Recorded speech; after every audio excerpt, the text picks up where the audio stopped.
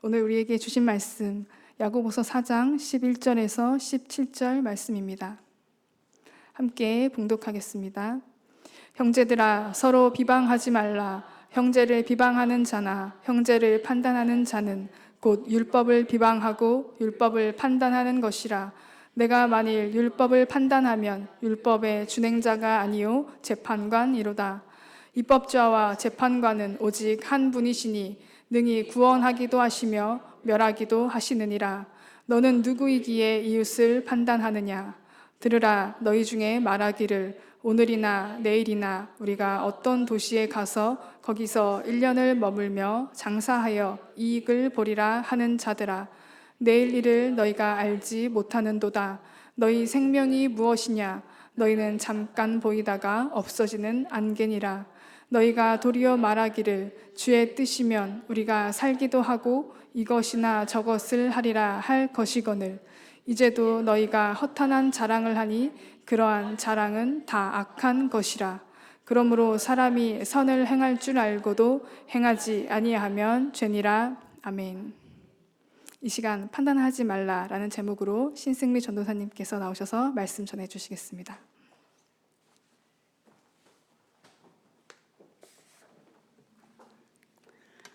오늘은 야고보서 4장 두 번째 말씀 시간입니다. 야고보서 4장 11절과 12절 말씀은 성도 상호 간의 중요성을 강조하고 계십니다. 그러면서 특별히 어느 부분을 강조하시냐면 비방하거나 판단해서는 안 된다고 말씀하십니다. 왜일까요? 비방이나 판단은요, 그 근원 자체가 교만에서부터 요인되기 때문입니다. 비방이란 무엇입니까? 거룩한 것이 아니라 교만한 자세에서 시작됩니다. 교만한 태도로 타인을 판단하는 것이며 또한 당사자가 없는 것을 뒤에서 말하는 것입니다. 첫 번째, 형제를 비방하는 그리스도인은 두 가지의 잘못을 범하게 됩니다. 그 첫 번째가 무엇이냐? 바로 이웃을 사랑하라는 것을 불순종하게 되는 것입니다. 두 번째는 무엇입니까? 하나님의 재판장의 자리를 자신 스스로 월권하여 올라간다는 것입니다. 우리는 율법을 준행하는 자로 하나님이 불러주셨습니다. 우리를 심판자로 부르지 않으셨다는 것입니다. 11절에 보면 이렇게 시작합니다. 형제들아. 10절까지는 형제들이란 말이 나오기는 하지만 그러나 이렇게 간곡하게 부르지는 않습니다. 11절에서 형제들아 라는 호칭 자체는 우리가 하나님 안에서 영적 자녀요, 영적인 형제요, 자매라는 사실을 강조하고 계시는 것입니다. 이것을 강조하는 이유가 무엇입니까? 하나됨, 연합함을 힘써 지키라는 말입니다. 시편 133편 1절 말씀을 함께 보도록 하겠습니다. 시작. 보라, 형제가 연합하여 동거함이 어찌 그리 선하고 아름다운고. 아멘. 자, 12절 말씀으로 넘어가 보겠습니다. 12절 말씀에 보면 입법자와 재판관은 오직 하나님 한 분이심을 고백하고 있습니다. 오직 하나님만이 온 우주의 재판관이 되십니다. 성도에게 해야 할 일은 무엇입니까? 이웃을 사랑하고 섬기는 일입니다. 그러므로 하나님은 비방하는 자들에 대하여 이렇게 말씀하고 계십니다. 너는 누구이기에 이웃을 판단하느냐? 자, 13절과 14절로 넘어가면요. 우리는 계획을 세운다는 것을 알고 있습니다. 기회가 되는 대로 부지런하게 계획을 세웁니다. 그런데 계획을 세우긴 세우는데 내가 세운 계획에 하나님이 나를 도와주시기를 원한다는 것이죠. 자, 13절과 14절은 이렇게 우선순위가 바뀌게 된 오만한 자들에 대한 태도를 꾸짖고 권면하고 계십니다.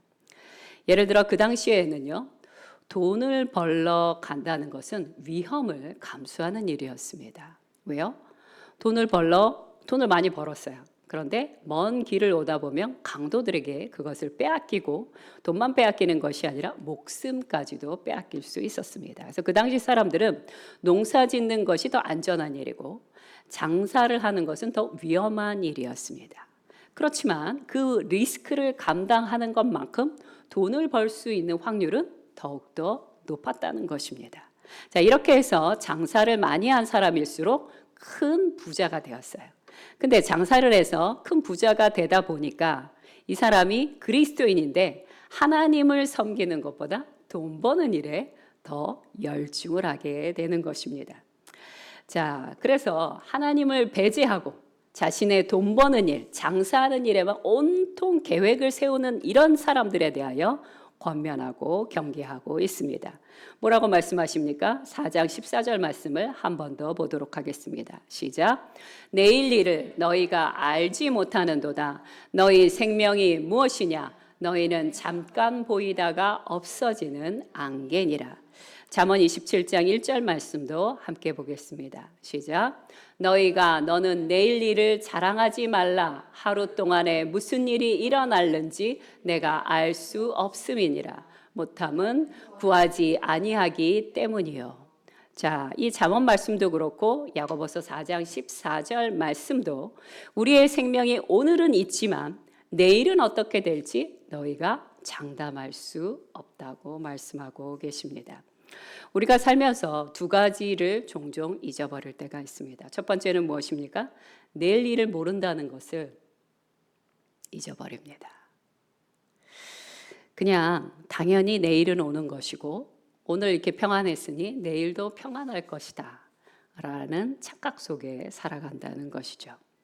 두 번째 우리가 잊어버리는 게 있는데 그것이 뭐냐? 인생은 안개와 같이 짧을 뿐만 아니라 불확실하다는 것입니다.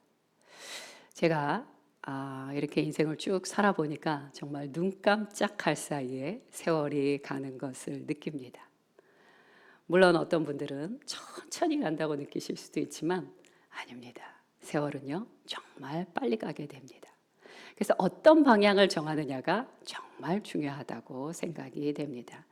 특별히 14절에 잠깐이라는 단어가 나오게 됩니다. 이 잠깐이라는 단어는요 헬라어로 프로스 올리곤이라고 합니다. 이 프로스 올리곤이라는 단어는 덧없이 흘러가는 짧은 시간 이런 뜻을 갖고 있습니다.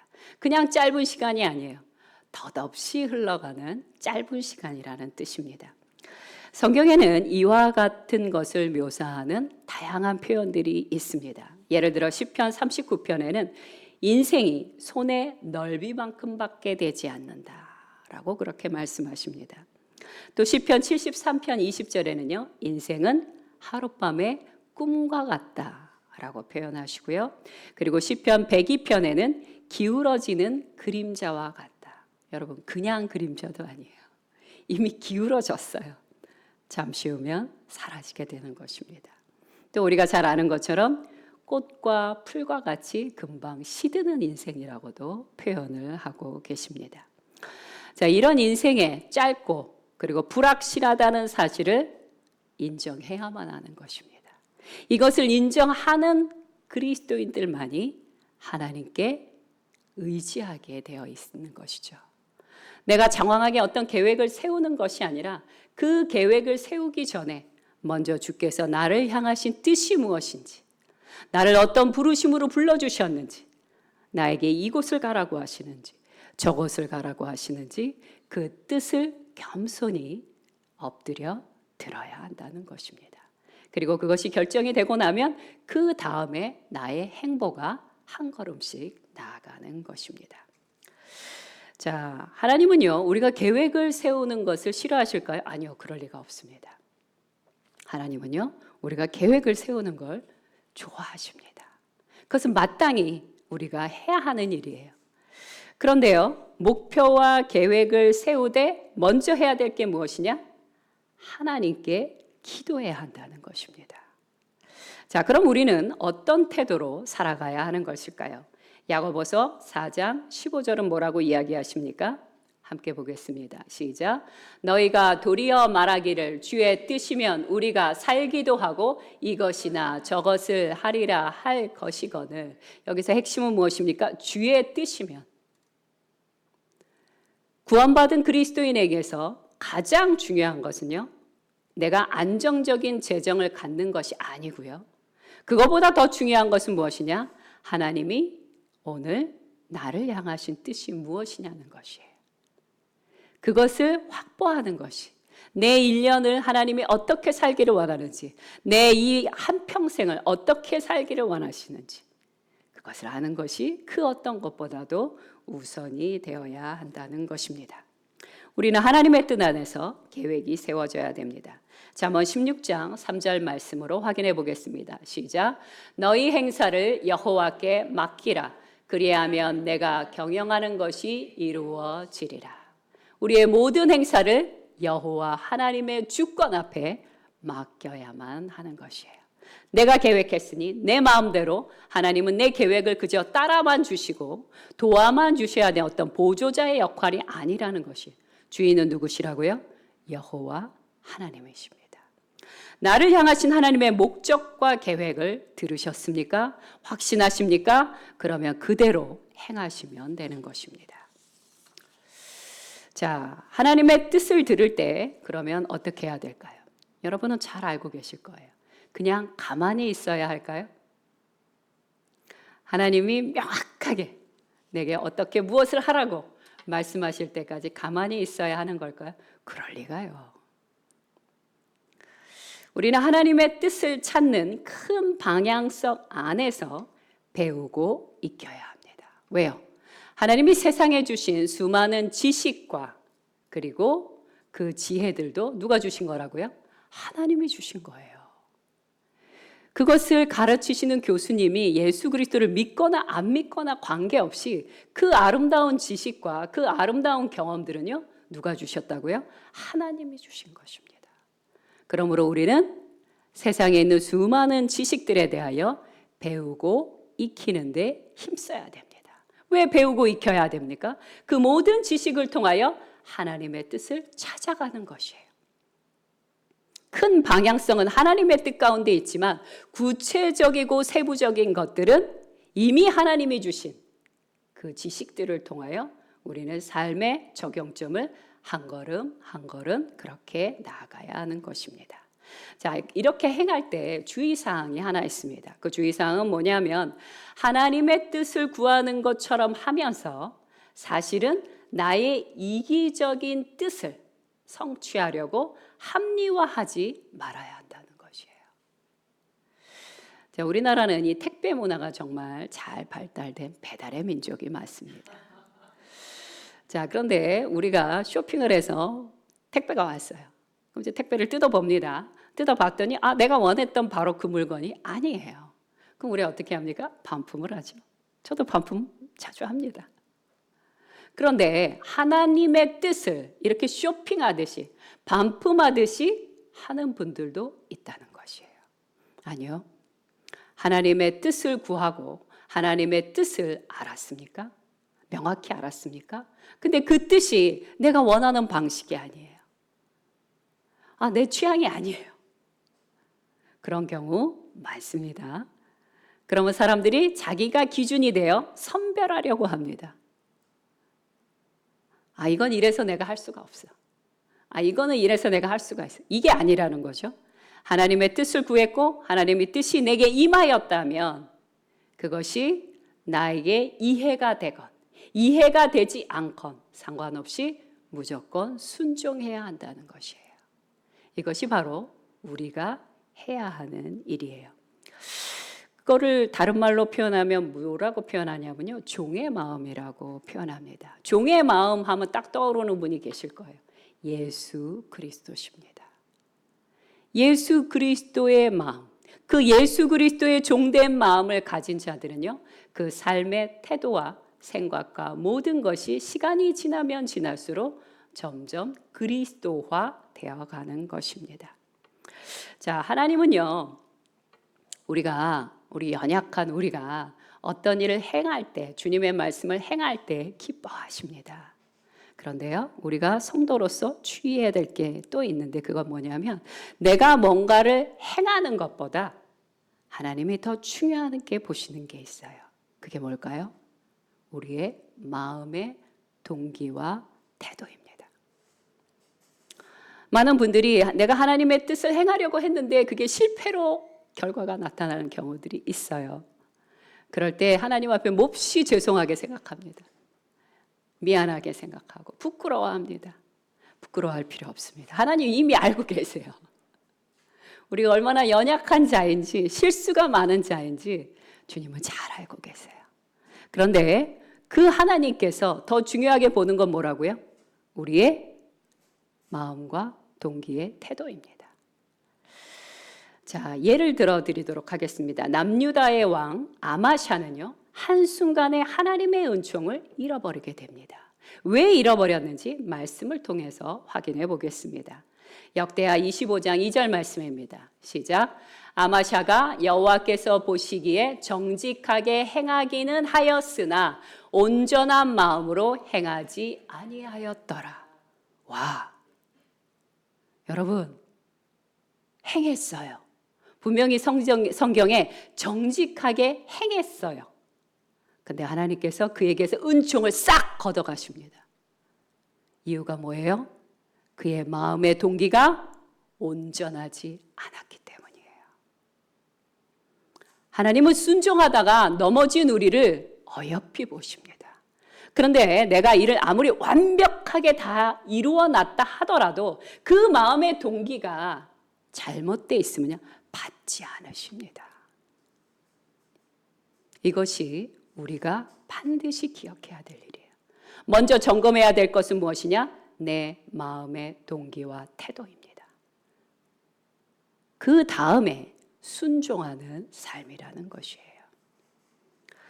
우리도 무언가를 행하기 전에 항상 다윗처럼 내 마음의 동기와 태도를 살펴야만 합니다. 자, 우리가 하나님의 뜻을 다 이해할 수 있나요? 아니요. 저는 이해가 안 가는 경우가 정말 많았습니다. 하나님, 왜 도대체 저에게 이런 일이 일어나는 걸까요? 그럼에도 불구하고 제가 순종해야 되나요? 네, 순종해야 합니다. 이해가 되지 않을 때 우리는 기도해야 됩니다. 그것을 이해할 수 있는 넓은 마음, 지혜로운 마음을 달라고 기도하시던지, 아니면 그래도 이해가 되지 않을 때는 이것을 행할 수 있는 믿음을 달라고, 주님, 제가 마음이 좁고 생각이 어려서 이것을 이해할 수 없습니다. 하지만 이것이 주님의 일이라는 것은 알고 있사오니 이것을 행할 수 있도록 역사하여 주시옵소서. 믿음을 주시옵소서. 그럴 때 바로 믿음이 필요한 것입니다. 이것이 진정한 순종의 마음이요, 종의 마음입니다. 그리고 이렇게 행하는 자들에게 하나님이 축복을 예비해 주셨습니다. 함께 읽어보겠습니다. 민수기 14장 24절 말씀입니다. 시작. 그러나 내 종 갈렙은 그 마음이 그들과 달라서 나를 온전히 따랐은즉 그가 갔던 땅으로 내가 그를 인도하여 드리리니 그의 자손이 그 땅을 차지하리라. 아멘. 갈렙은 그 다른 어떤 이스라엘 백성들하고는 달랐다. 주님이 이렇게 얘기하지 않으셨어요? 갈렙이 행함이 다른 사람들과 달랐다, 이렇게 말씀하신 게 아니라 갈렙의 마음이 다른 이들과 달랐다. 이것을 통해 또다시 한번 확인할 수 있는 것은 하나님은 우리의 마음을 감찰하신다는 것입니다. 자, 이제 16절과 17절 말씀으로 넘어가겠습니다. 야고보는요, 자랑하고 우쭐대는 사람들을 향하여 또다시 권면합니다. 16절과 17절 말씀은요, 불손한 태도로 허탄한 자랑을 하는 그런 삶을 사는 자들에 대하여 그 삶을 버리라고 말하고 있습니다. 대신에 하나님 앞에 겸손히 너희 자신을 의뢰해야 한다. 너 자신을 자랑할 것이 아니라 여호와 하나님 앞에 너는 의지해야 된다. 그렇게 말씀하십니다. 자, 그럼 우리가 성도로서 자랑해야 될 것은 과연 무엇일까요? 자랑해야 될 것이 있어요. 여기서는 두 가지를 얘기하십니다. 그 첫 번째가 뭐냐면요, 우리의 연약함. 세상에서는 연약함을 내보이는 걸 수치로 여기죠. 그러나 그리스도인들은 다릅니다. 내가 연약함이 많으면 많을수록요, 예수 그리스도께서 나의 연약함을 통하여서 그리스도의 능력을 드러내십니다. 할렐루야. 그러니 우리는 우리의 연약함이 부끄러운 게 아니에요. 나의 연약함이 많으면 많을수록, 인간관계에서 너무 연약해요. 재정에 있어서도 연약해요. 시간 관리에서도 좀 많이 연약해요. 일 처리하는 것도 연약해요. 그래서 더 주님 앞에 엎드립니다. 주님, 저는 이렇게 연약한 게 많습니다. 주님이 도와주셔야만 됩니다. 그래서 이 연약함을 자랑합니다. 그럴 때 그 겸손한 나의 삶에 예수 그리스도의 능력이 임하여 그리스도의 능력이 세상 가운데 흘러가게 되는 것입니다. 제가 이 말씀 준비하면서 나의 평생의 최고의 연약함은 뭘까? 너무 많아요. 너무 많지만 그중에 가장 1번으로 떠오르는 건 잠이었습니다. 불면증. 초등학교 2학년 때부터 고생했던 그 불면증. 이 불면증은요, 죽진 않습니다.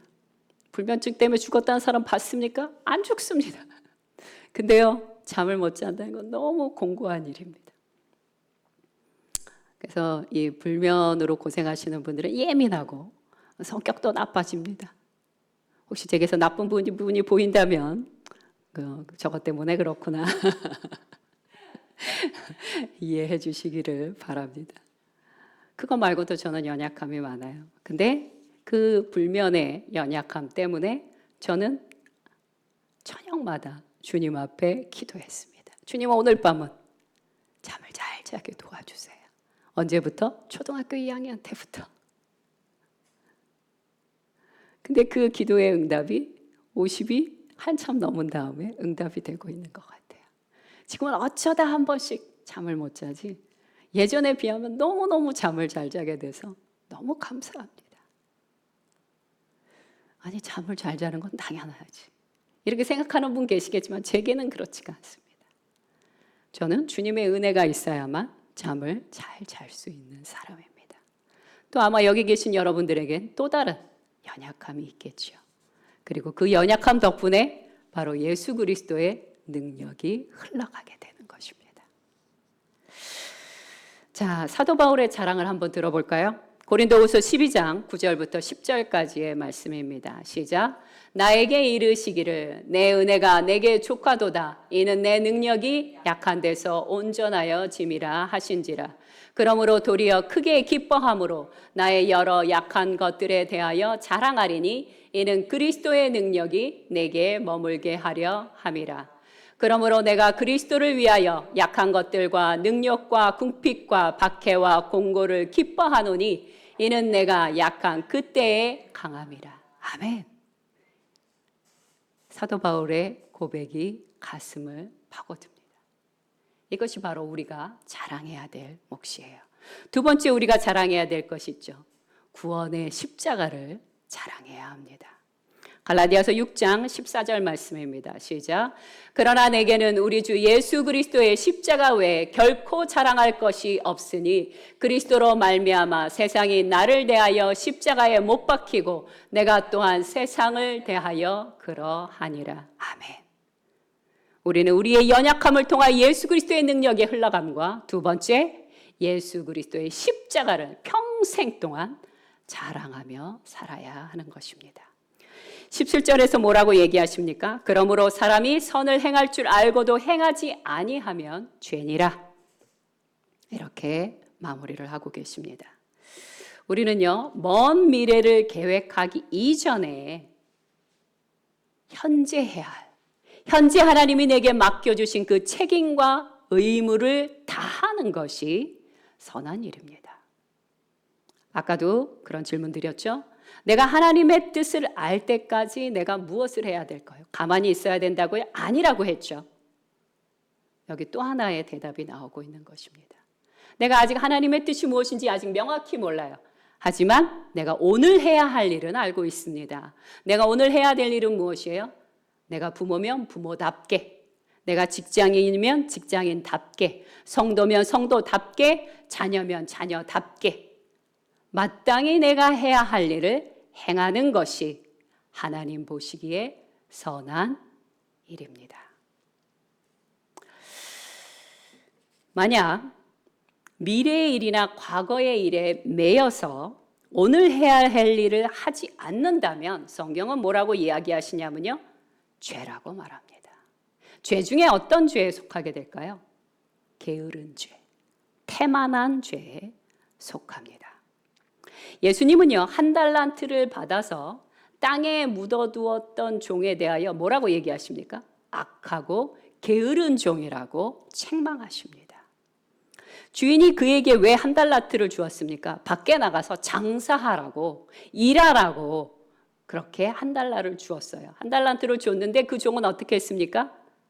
내가 이거 괜히 장사하다가 이거 잊어버리면, 없어져 버리면 우리 주인은 굳은 사람이라 날 가만 안 둘 거야. 그렇게 스스로 오해하고는 땅에 묻었죠.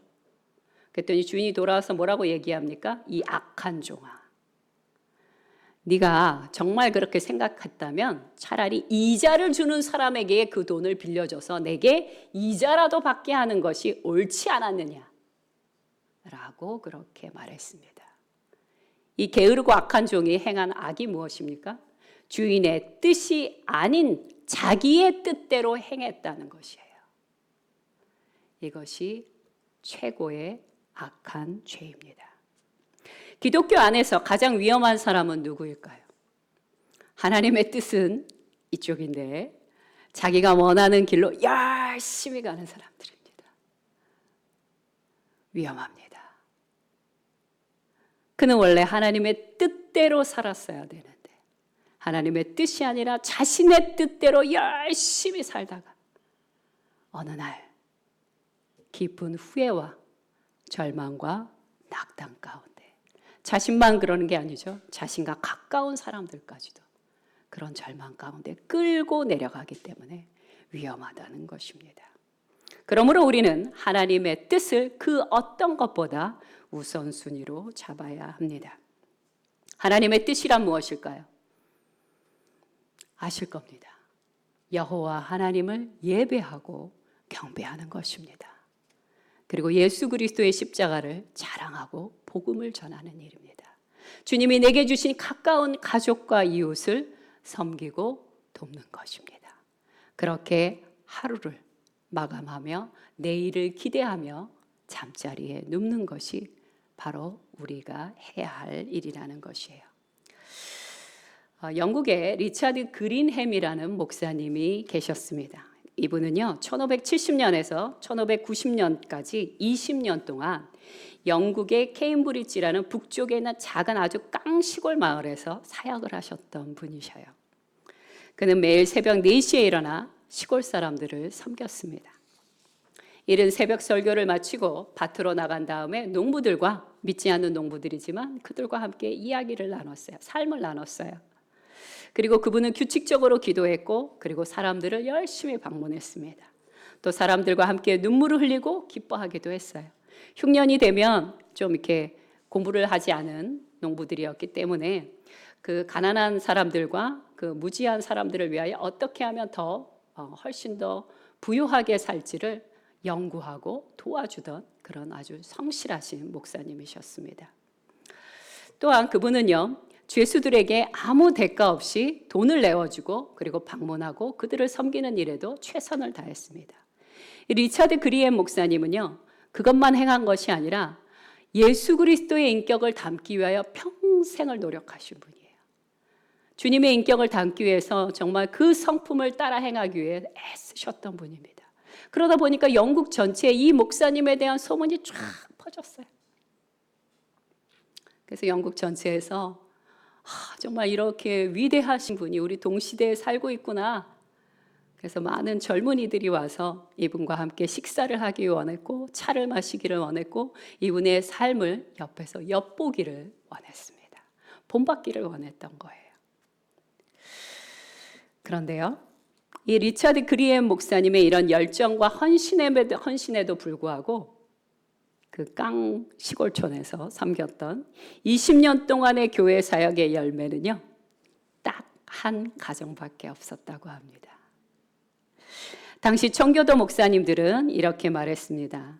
리차드 그린햄은 푸른 목장을 가지고 있지만 그의 양들은 말라 있다. 그러니까 한 가정밖에 없고 동네가 도무지 20년 동안 사역을 해도 변화가 없다. 이제 이런 의미를 담고 있었던 거죠.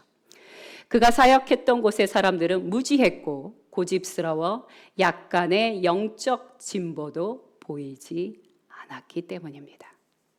하지만 리처드 그리엠 목사님에게는 그것과는 별도의 다른 열매들이 있었어요. 그 열매가 뭐냐면요, 그의 집을 방문했던 수많은 방문객들이 다음 세대의 위대한 지도자로 세워졌다는 것이에요.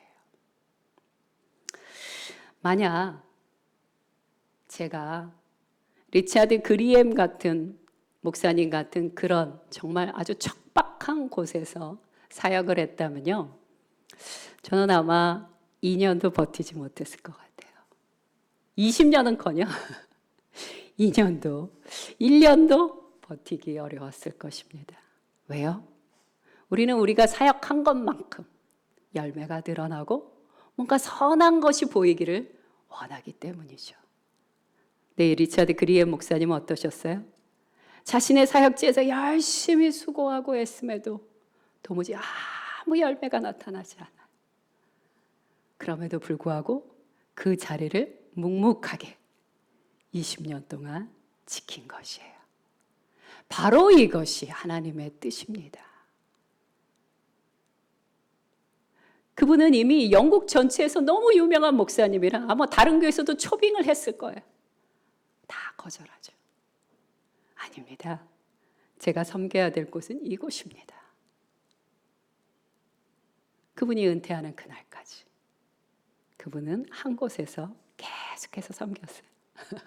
열매는 뭐라고요? 한 가죠. 하나님은 이 목사님을 통하여 열매를 맺게 하셨어요. 어떤 열매요?